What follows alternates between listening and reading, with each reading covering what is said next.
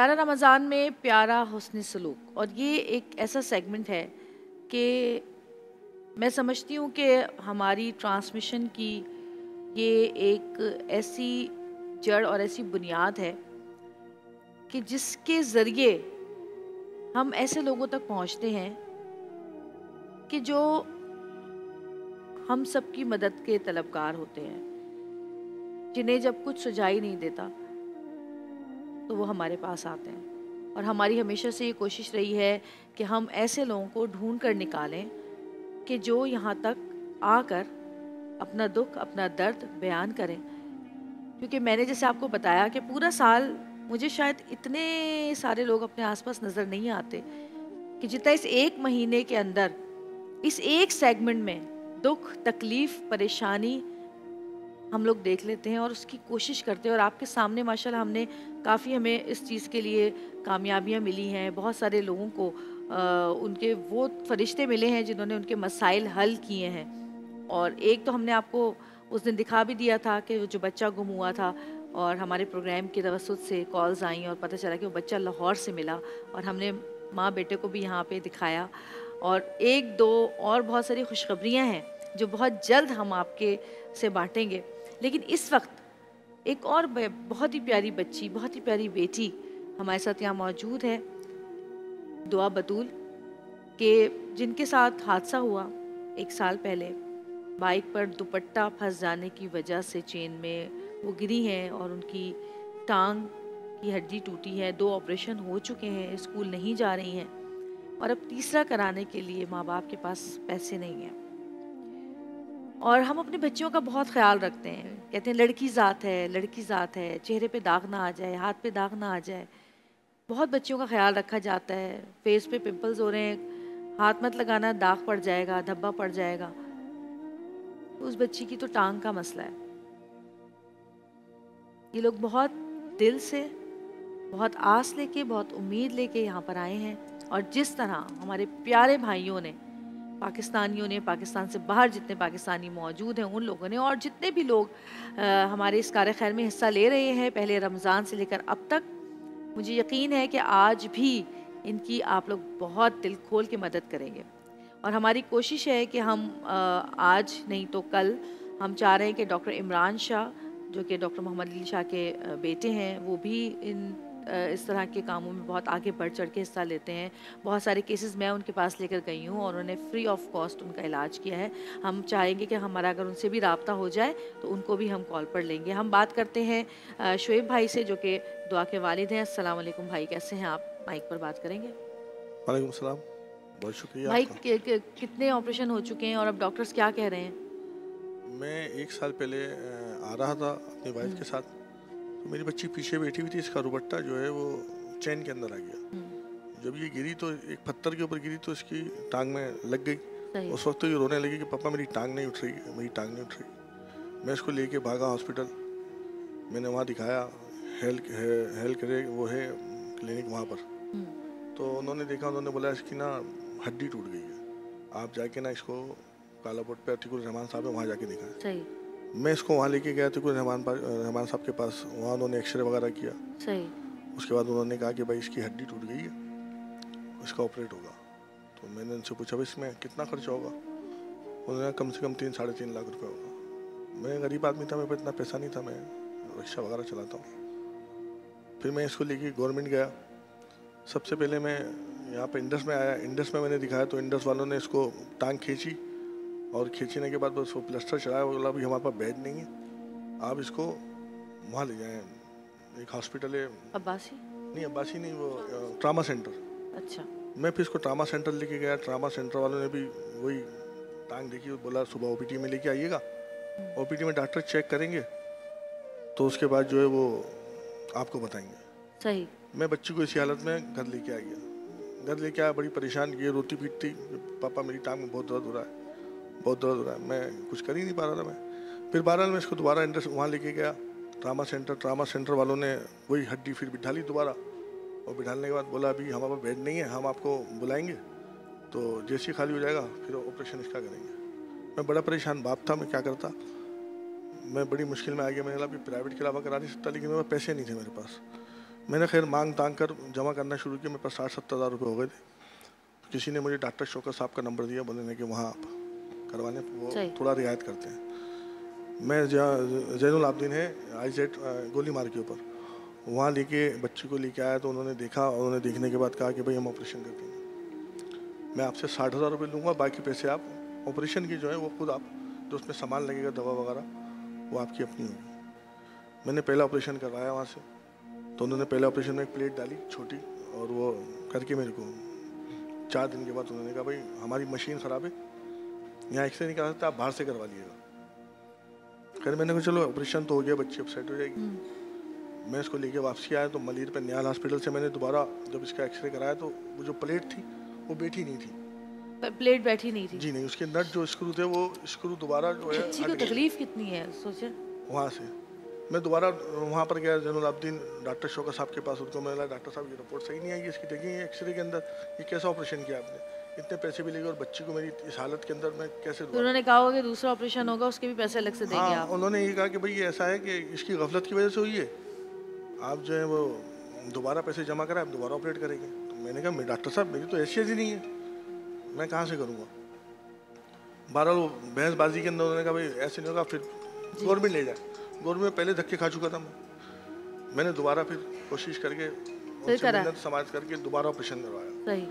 जब दोबारा ऑपरेशन कराया तो उन्होंने बड़ी प्लेट डाली, बड़ा ऑपरेशन किया। मैं भी आपको दिखाता हूँ उसका, यहाँ से लेके बड़ा ऑपरेशन हुआ इसका। जब ऑपरेशन इन्होंने बड़ा किया तो बड़ी प्लेट डाली, बड़ी प्लेट डालने के बाद 10 दिन इन्होंने वहाँ पर रखा मुझे हॉस्पिटल के अंदर। उसके बाद एक्सरे वगैरह आए तो सब ओके था, उन्होंने कहा भाई हड्डी बैठ गई है, सब ओके, और ये अब डिस्चार्ज OPD पे आप आते रहिएगा। मलिर से मेरे को OPD करवाने आता था गोलीमार, मैं वहाँ से एम्बुलेंस ली, मैंने 1500 रुपये लगते थे जाने के, 1500 रुपये आने के एम्बुलेंस के। 4 दिन तक मैं इसकी OPD करवाता रहा। 5 दिन। आप करते क्या है? मैं रक्षा चलाता हूँ। रक्षा चलाता था, एक रक्षा था मेरे पास, वो मैंने पहले खरीदा था। तो आपने इलाज के लिए बेच दिया शायद? जी। तो बाइक भी थी मेरे, वो भी मैंने बेची है। अब डॉक्टर्स क्या कह रहे हैं, हमें कॉल भी लेनी है जरा बताइए। मैंने डॉक्टर साहब को दिखाया तो डॉक्टर साहब ये कह रहे हैं कि भाई अब इसका दोबारा ऑपरेशन होगा। तो तीसरी दफा? लेकिन क्यों ऑपरेशन होगा दोबारा? टांग जो है ये मूव नहीं हो रही, और इसका मवाद जो है रुकता नहीं है। देखिए मैं आपको दिखाता हूँ। आई अल्लाह, ये क्या हुआ है? बस सही है। ये इसका ऑपरेट जो है ना, ये यहाँ से अब ये रुक नहीं रही है, और मजीद जो इसका मवाद है ना वो रुकता नहीं है। तकलीफ से ये रात को चीखती है, तो मैं इसको थोड़ा सा पायोडीन वगैरह ला के साफ़ कर देता हूँ, क्योंकि इसकी मेडिसिन जो है वो मैं अभी अफोर्ड नहीं कर पा रहा हूँ।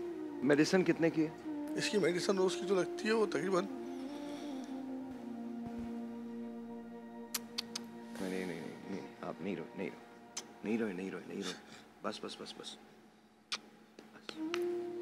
बस। जब इतनी हिम्मत से मुकाबला किया तो फिर इसका भी मुकाबला। बस।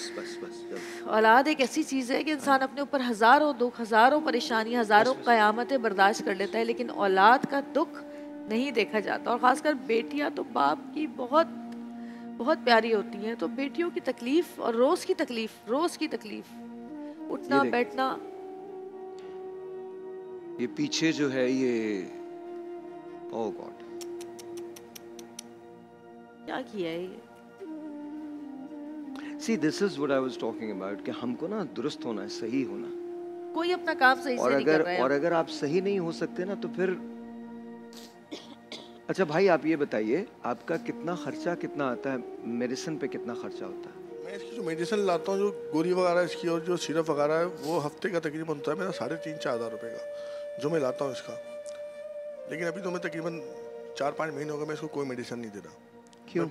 मेरे पास पैसे ही नहीं है, मेरे पास आती ही नहीं है। अच्छा। फिर दूसरी बात ये कि वो अभी जब मैंने डॉक्टर साहब को दिखाया था गवर्नमेंट के अंदर, तो उन्होंने कहा इसका मवाद जो है वो टेस्ट करवाया, इसकी हड्डी जो है इन्फेक्शन हो गया उसमें। ये तो आई थिंक आपको ना डॉक्टर इमरान से बात करनी चाहिए। बात करती हूँ। अगर डॉक्टर साहब देख रहे हैं तो डॉक्टर साहब कॉल कर सकते हैं। नहीं, उनसे मेरी कल बात हुई थी। हाँ, आज वो मुझे कॉल करेंगे। उनसे मैंने वो कह रहे थे कि ठीक है, बस वो उनको चीज़ें सारी देनी पड़ेंगी, टेस्ट वगैरह के, उनका वो उसमें ये होता भी है या नहीं है, या उनके उसके हिसाब से है कि नहीं है, क्योंकि अब वो जिस तरह बता रहे हैं उनको पूरा देखना पड़ेगा सारा। उन्होंने कहा था मुझे एक्सरे वगैरह सारे टेस्ट भेज देना, और फिर मैं देख के बता दूंगा कि हम क्या कर सकते हैं। और एक बात और आप कीजिएगा, आप बिल्कुल फिक्र न करें, बेटी की जो दवा है वो हम करेंगे, मैं करूँगा। तो आप बिल्कुल आप फिक्र ना करें पूरे महीने की, लेकिन इनकी दवा मिस नहीं होनी चाहिए। और ये हमारी टीम की तरफ से भी आपके लिए हमारी टीम की तरफ से छोटी सी नजराना है। और कॉलर हमारे साथ मौजूद है, बात करेंगे। हेलो, अस्सलाम वालेकुम वरहमतुल्लाह।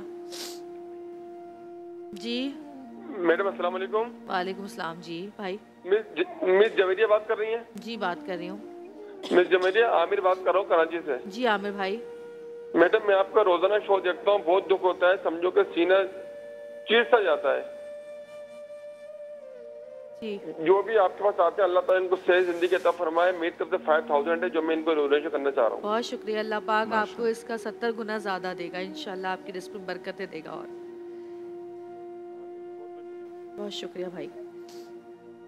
आपसे मैं बात करूंगी, आप तो वहाँ हैं ज़ाहिर है। इसको मुझे दे दे ज़रा, सो रहे। माशाल्लाह आपके 1 2 3 4 बच्चे, कैसे गुजारा करती हैं आप? क्या करती हैं, घर को कैसे संभालती हैं? बस जो ये ले आते हैं बस उसी में गुजारा करती हूँ, जिस तरह भी होता है जैसा। आप घर में रहती हैं, आप कोई काम नहीं? मैं काम नहीं करती क्योंकि बच्चे छोटे हैं, इनको अकेले छोड़ के मैं नहीं जा सकती।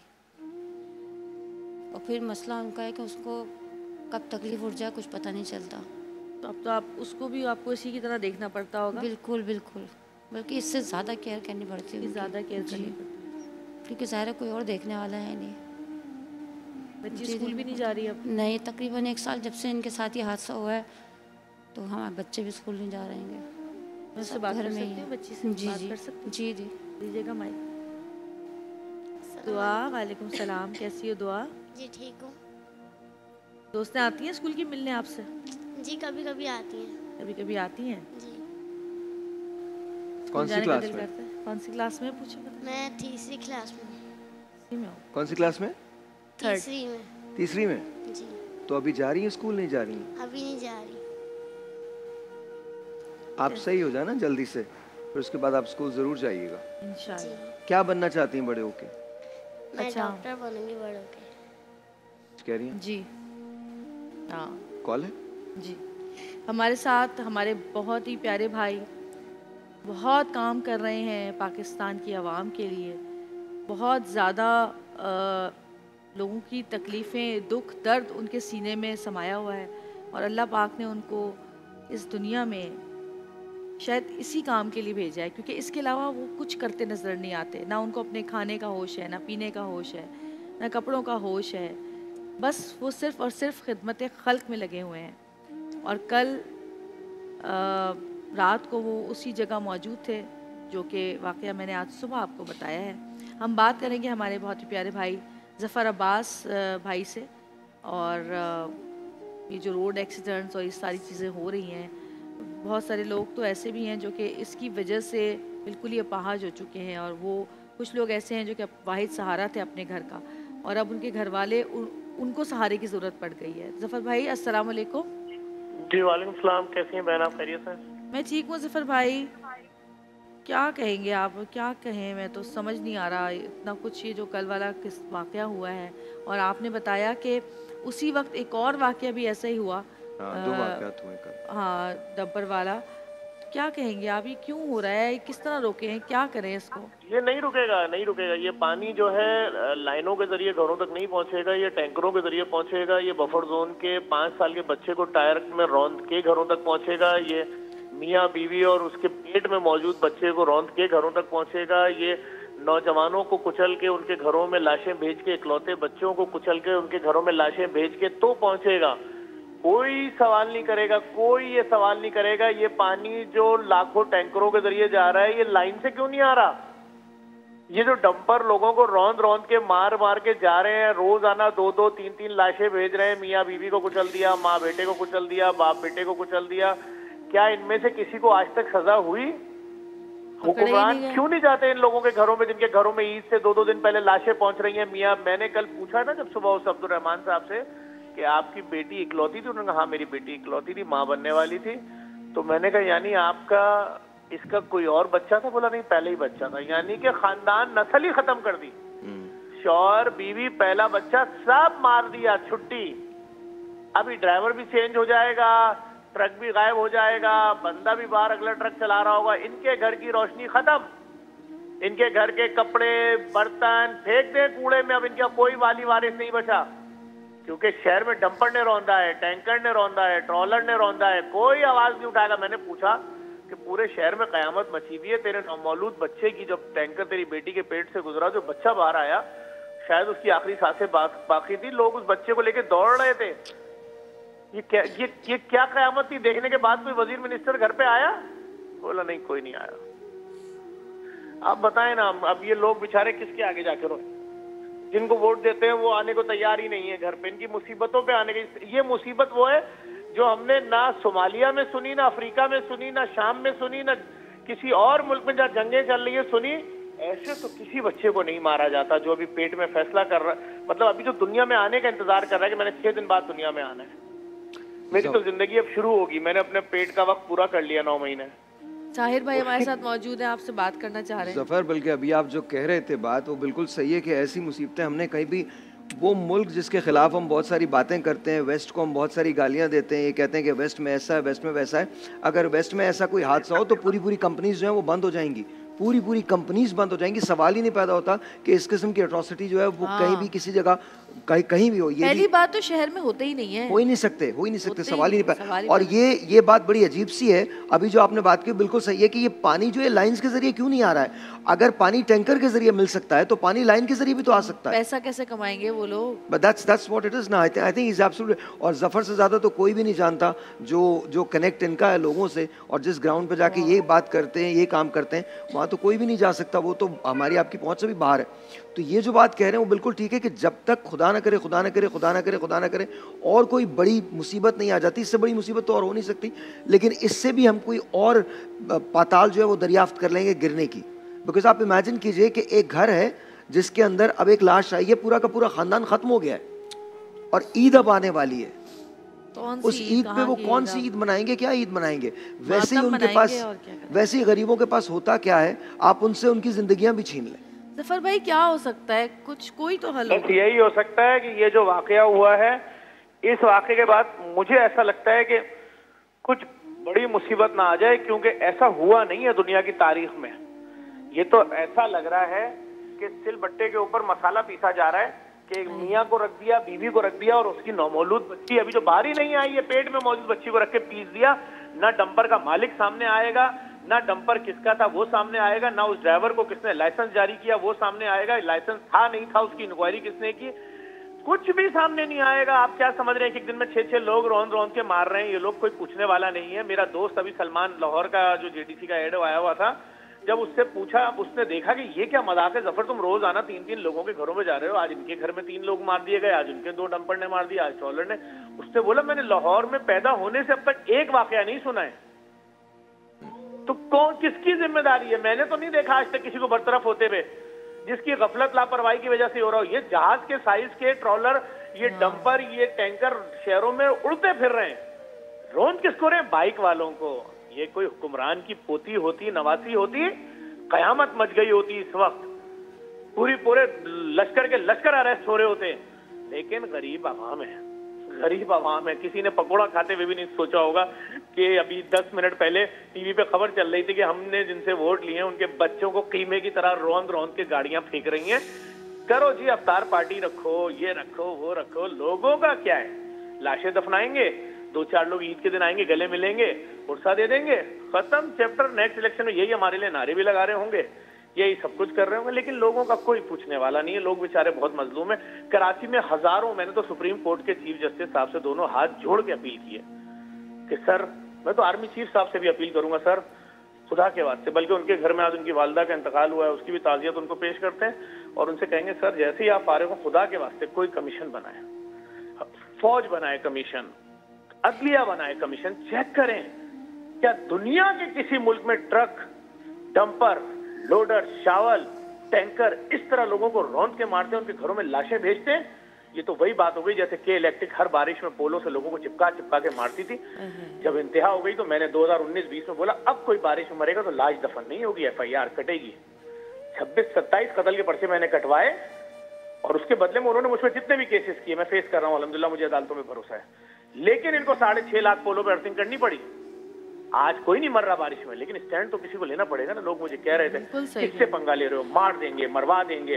कभी कहते हैं तुमने डंपर माफिया के खिलाफ खड़े हो, तुम्हें मरवा देंगे। फिर वो जो हमने फ्री लैबें बनाना शुरू की, फ्री डायलिसिस सेंटर बनवाना शुरू किया, इन्होंने कहा लैब वाले तुम्हें मरवाएंगे, अरबों खरबों की मार्केट थी, तुमने फ्री डायलिसिस सेंटर दर्जनों खोल दिए, प्राइवेट अस्पताल वाले मारेंगे। अरे कोई तो खड़ा होगा, कोई और क्यों नहीं खड़ा हो रहा? सियासी पार्टियां खड़ी हो ना, निकले क्यों खामोश है? मैं तो ये परेशान हूँ। कम से कम इतना करें, अगरबत्ती मोमबत्ती लेके खड़े हो जाएं कि इस मकाम पे उस बच्चे का कत्ल हुआ है जो भी दुनिया में आया ही नहीं था, हमें रोशन कर दें। नो, हम बिजी हैं, हमारी तकरीबात हैं, हमारी पार्टियां हैं, हम मसरूफ हैं, हमारे बच्चे की सालगिरह है, हम कैसे आवाम के बच्चे को देखें? पीस दो, सिलबट्टा आया हुआ है, उसको पीसते जाइए। गरीब हो लेट जाओ, पीस दो। बच्चे हो, पैदा होने वाले हो, पीस दो। तुम्हारे माँ बाप का है, दोनों को भी। ऐसी लाशें तो उठी ही नहीं दुनिया में कहीं। जफर भाई, आप इनकी फैमिली से मिले जाकर? दोनों फैमिली से एक जगह मिले गए थे आप? एक मैंने देखा है आपको, घर आया नुमाइश औरंगी से सैरी कराकर। आप सोचें, हजारों लोगों की सैरी कराना, वहां पर भी बड़े बड़े माफियाज भी उतरे होते हैं। कोई कुछ ब्लैकमेल, कोई झूठी वीडियो बना रहा है, कुछ। एक दरिंदगी बची होती है। वहां से खाना खिलाने के बाद जब अपने मौजूद मेहमानों को रुखसत किया, सबको जो खाना खाने आते हैं, फिर घर पहुंचा हूँ। यकीन करें, सर फट रहा था इस खबर को सुन के। रात में मैंने एक वीडियो बनाई थी, मेरे घर पे अली शेखानी साहब को कल अफ्तार करने आना था। आप यकीन करें, हमने एक लुकमा कुछ नहीं खाया, मैंने अली शेखानी ने। जब वो वीडियो मेरे सामने आई कि वो बाइकिया राइडर उस बच्चे को हाथ में लेके दौड़ रहा है, जिसकी नाफ लटक रही है, और कह रहा है जल्दी बताओ इसको कहाँ लेकर जाऊं। मेरा दिमाग ही बंद हो गया। मैंने कही क्या है, क्या करें? मुंह पीटे अपना? पीट लेंगे, मैं तो पीटूंगा। तो उससे बोले मैं कहाँ खड़े होकर पीट रहे हैं, लेकिन लोगों को ऐसे नहीं ज़िबा करो। ये लावारिस नहीं है, ये इनका कोई, अगर कोई ये समझ रहा है कि सिर्फ ये इलेक्शनों में इस्तेमाल होने के लिए पैदा हुए हैं, ऐसा नहीं है। अल्लाह का सिस्टम है, खुदा देख रहा है इन मजलूमों की आह। उस औरत ने शायद जब उसके जिस्म पे ट्रक चढ़ने वाला होगा, एक दफा सोचा होगा कि यार ट्रक मुझे रौंद दे, मेरे पेट में जो बच्चा है उसको तो छोड़ दे। जुल्म हो रहा है, लेकिन चूंकि कराची की मजलूम अवाम है, कोई नहीं बोलेगा। जो बोलेगा उसके खिलाफ माफिया को पीछे लगा देते हैं कि इनके खिलाफ झूठी कैंपेनें चलाओ। देखें कैसा कैसा जुल्म करते हैं। कैंपेनें चला रहे थे पिछले साल तक कि जफर खाना खिला रहा है इसको मार दो, भूखों को खाना खिला रहा है इसको मार दो। अरे देखो तो कि क्या बोल रहा है, तुम्हारा दीन कह रहा है भूखे को खाना खिलाओ। लेकिन बात यह कि माफियाज का राज है। और मैं तो बल्कि कल या परसों में कहीं ना कहीं सड़क पर आपको नजर दूंगा, मैं इन मजलूमों के हक में खड़ा होऊंगा। हजारों लोग मार दिए। अभी जनवरी गुजरे कितना दिन हुआ है, मेरे ख्याल में फिगर 200 क्रॉस कर गया है। डकैतों ने जो मारा है वो अलग है, मोबाइल छीनते पे जो मारा वो अलग है, डंपरों ने, टायरों में। यानी हम कल तक बंदूकों से डरते थे, आज ट्रकों के टायर देख के हमारे बच्चे खौफजदा होंगे कि नहीं मालूम कल इस टायर के नीचे मेरा बाप आएगा कि मेरी माँ आएगी या मेरी प्रेग्नेंट बहन इसके नीचे आएगी।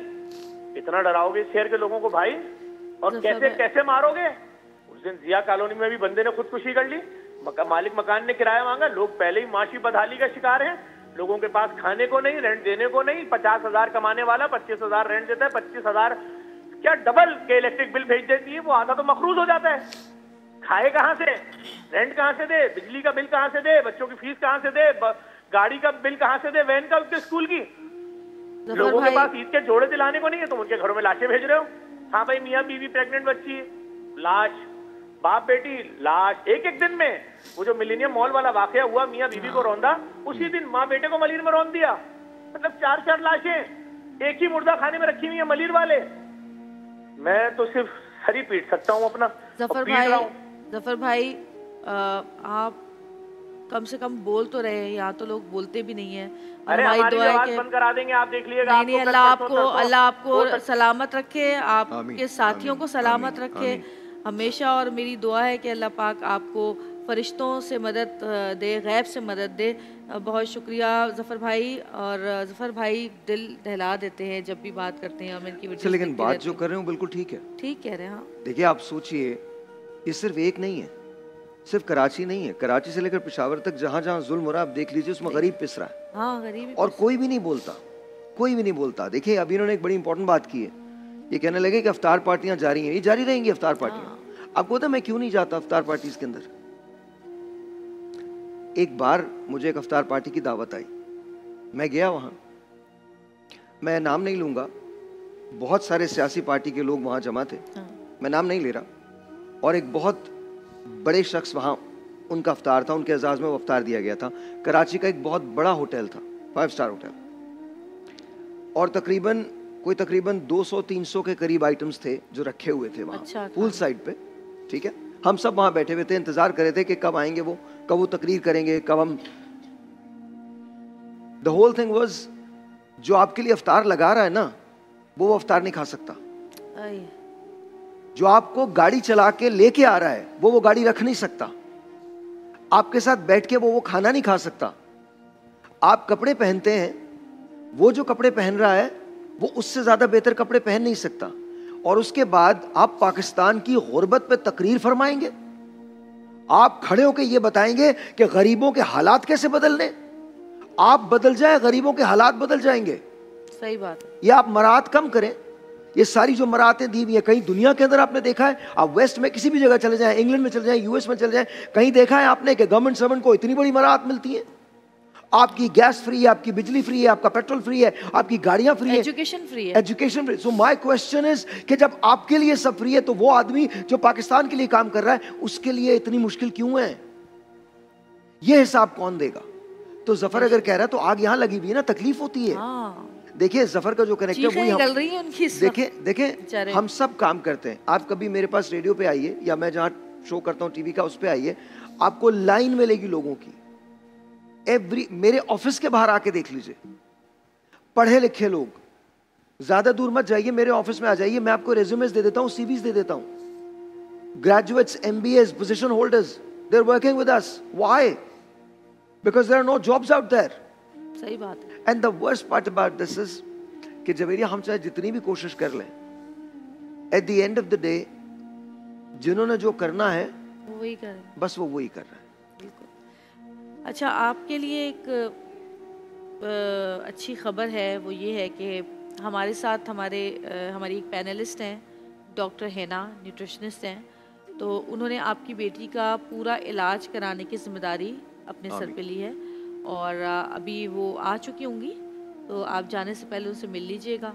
और इंशाल्लाह ईद से पहले, ईद के बाद उनको एडमिट करा के इनका इलाज इंशाल्लाह कोशिश करेंगे कि जल्द से जल्द हो जाए, ताकि बच्ची अपने पैरों पर दौड़ने भागने लगे। ठीक है? दुआ, तुम ठीक हो जाओगी, परेशान मत हो ना। हाँ, ये लीजिए इसको।